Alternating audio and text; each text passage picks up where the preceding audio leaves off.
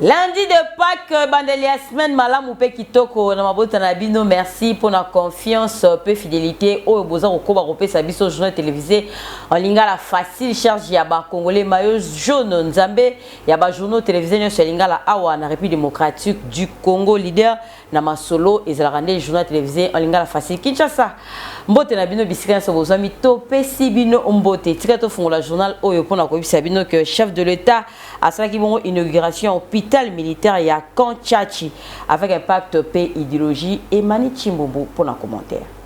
Hôpital militaire ya colonel Chachi Noko Simbake Awa inauguration na yango et salemi avec impact na idéologie wapi hôpital ezali na qualité kitoko pe surtout ba matériel o ezali awa na bakaya ba difficulté soki mutaninga bimalibanda bo sala confiance parce que awa be espère matériel nyonso ezali kitoko grâce ya vision kitoko ya chef de l'état Fachi Beton pe réalisation ya projet au chef de l'état Achela Mayele na likambo etali programme ya 100 jours na yango chef de l'état Fachi Beton Mukwantombolo Noko ye moko ayaki ya en personne pour na cérémonie ya inauguration na yango avec impact na idéologie na présence ya ba membre ya gouvernement pe na batu ebele o bazalaki wana simba pe kangake ba discours ya ndenge na ndenge e betamaki dada pe na maloba yango ezalaki nde kopesa merci na chef de l'état Fachi Beton pour na amélioration ya conditions de vie ya ba militaire na ba famille na bango nde lelo chef de l'état yemoko a réalisé projet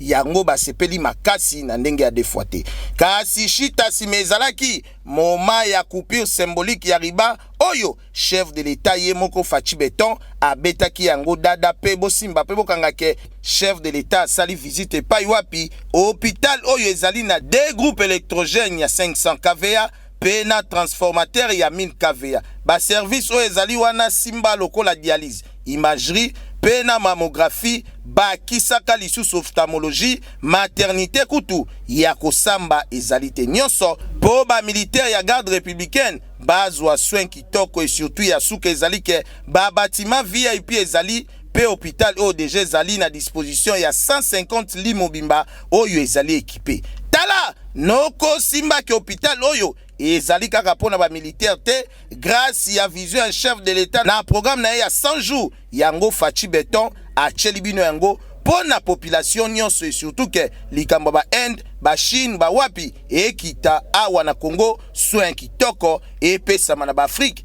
batala kape RDC na likambo etali santé universelle pe na ba soins médicaux nyonso wana tika tembe fungola misu kidibate Fachi Beton musalezo salima wo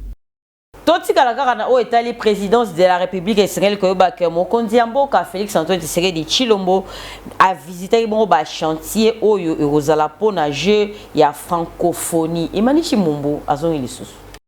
Chef de l'État de la République démocratique du Congo Noko Fachi Beton Mukwantombolo Félix Antoine Tshisekedi Tshilombo a kitaki ye moko na ba chantier oyo 9e G à francophonie et kobetama avec impact na idéologie. Noko effectua qui mobangé na descente au na cadre toujours ya visite d'inspection ya 9e G à francophonie. Oyo kobetama bongo na JE. Noko ndeti awa na site ya Stade des Martyrs na présence ya premier ministre, ministre sectoriel pena batu ebele bazalaki na ba membre gouvernement noko chef de l'état Fachi azwa ki ba explication ki toko na ndenge akosakana te ndenge ni misala ekosala makoto abetaki lisusu tour na gymnase jumelé oyo ezali déjà na phase ya kosile surtout que site yango ekozala bongo na 5000 places mobimba ya kovanda kaka po masolele ka kitoko chef de l'état Fachi Beton Mukwantombolo na souci azali nango po na jeu ya francophonie oyo ebetama kitoko yebake ayaki lisusu na stadium ya basket oyo ekomi na capacité ya 1000 places mobimba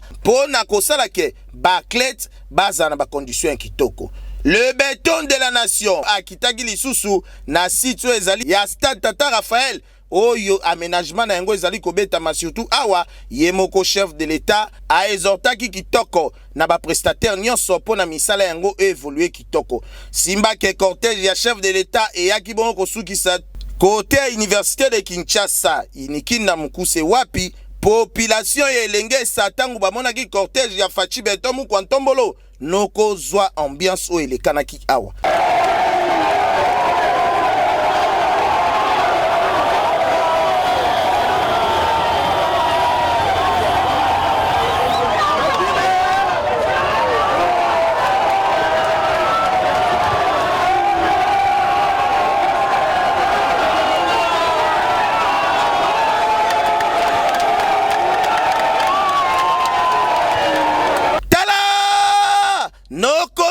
totala côté ya Inikin et commis déjà na 80% parce que awa kutu ndenge ezali wana 1950 chambres déjà ezali disponible pour na accueillir ba clets pe ba clets awa ba kozala bongo loger au nombre ya 4000 mobimba pe na suka masolo nyonso ba étudiant ba accompagnant ki fachi ti liboso ya cortège na ye pour na kolekisa bolingo bazali na yango avec impact na idéologie.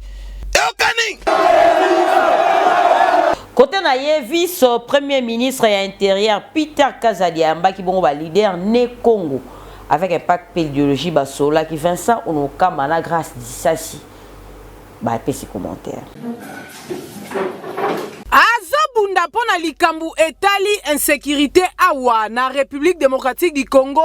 yenani Excellence Peter Kazadi oyo azali VPM ya intérieur oyo aza déterminé et sengeli boyeba ke ayambaki kokisi ya ba eli ya Congo central délégation ekumba makina honorable César Fouani Basibalanda bango nyonso bazalaki présent pona ko expliquer situation sécuritaire oyo ezoleka na province ya Congo central surtout pona ba circonscription na bango oyo population ba vota bango pour que ba vivre en paix na tour na ye tango azwaki maloba VPM ya intérieur maître Peter Kazadi a remercié ki bango pe alobaki que na mandat na ye azali déterminé pona ko lutter contre insécurité en plus population ba vivre na kimia nyonso sur place wana kaka ba eli ya Congo central batalisaki VPM ya intérieur situation ezali koleka na territoire ya Mwanda na likambu etali ba chauffeur ya taxi moto maître Peter Kazadi oyo azali ministre ya intérieur ya République démocratique du Congo alobaki ke